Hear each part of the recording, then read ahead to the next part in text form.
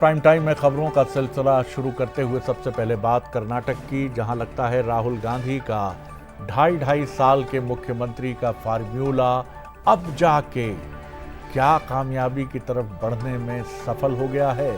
सवाल अभी भी है, लेकिन बड़ी बात है क्योंकि इसके पहले छत्तीसगढ़ में भी इसी तरह की बात सुनी गई थी और इससे पहले राजस्थान में भी कुछ इसी तरह की बात थी।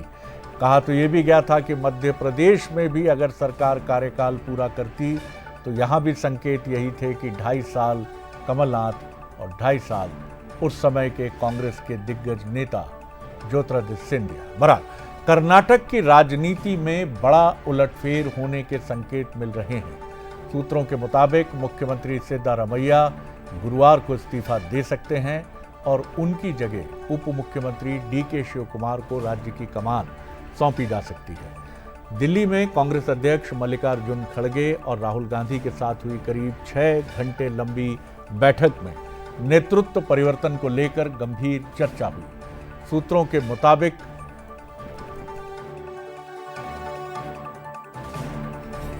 के मुताबिक राहुल गांधी ने सिद्धारमैया से इस्तीफा देने का आग्रह किया और उन्हें राज्यसभा भेजने के साथ दिल्ली में बड़ी राष्ट्रीय भूमिका निभाने का भी प्रस्ताव दिया।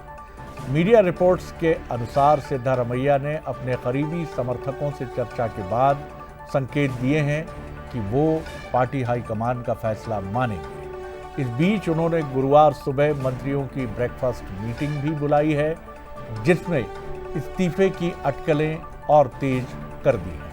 हालांकि कांग्रेस की ओर से अभी तक कोई भी आधिकारिक बयान सामने नहीं आया है कि नेतृत्व परिवर्तन होने जा रहा है। दरअसल कर्नाटक कांग्रेस में पिछले 1 साल से मुख्यमंत्री पद को लेकर अंदरूनी खींचतान जारी है। डीके शिवकुमार समर्थकों का दावा है कि 2023 में कांग्रेस नेतृत्व ने 2.5 साल के सत्ता साझा फार्मूले पर सहमति दी थी।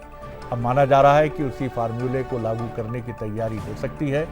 हालांकि छत्तीसगढ़ और राजस्थान में 2.5 साल के सीएम का फार्मूला कामयाबी की तरफ नहीं बढ़ा था। छत्तीसगढ़ में जहां भूपेश बघेल ने टीएस सिंहदेव के लिए कुर्सी खाली नहीं की, तो राजस्थान में भी अशोक गहलोत ने सचिन पायलट के लिए सीएम का पद नहीं छोड़ा।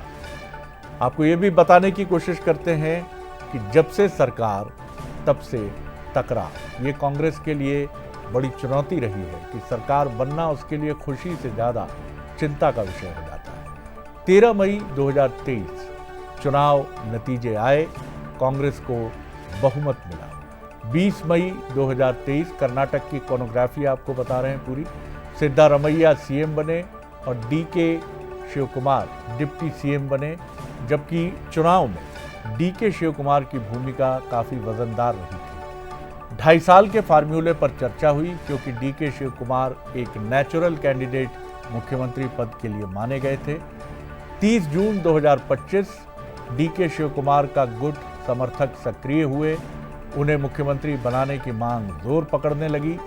9 जुलाई 2025 सिद्धारमैया शिवकुमार दिल्ली पहुंचे। हाईकमान ने दोनों के बीच में सुलह कराई। 20 नवंबर 2025 सरकार के 2.5 साल पूरे हो गए। फिर डीके शिवकुमार को सीएम बनाने की मांग जोर पकड़ने लगी। शिवकुमार दिल्ली पहुंचे।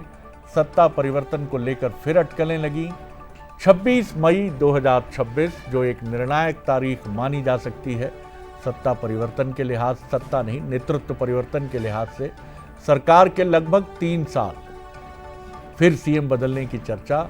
और इस बार ऐसा माना जा रहा है कि राहुल गांधी और कांग्रेस अपने इस 50-50 फार्मूले को लेकर कामयाब हो चली है और सिद्धारमैया ये मान गए हैं कि आप राज्यसभा भेजिए और मुझे महत्वपूर्ण दायित्व दीजिए। अंदरूनी चर्चा ये भी है कि मल्लिकार्जुन खड़गे के कार्यकाल पूरा करने के बाद सिद्धारमैया को हो सकता है राष्ट्रीय अध्यक्ष के दायित्व को भी उन्हें राष्ट्रीय अध्यक्ष के दायित्व से भी नवाजा जा सकता है।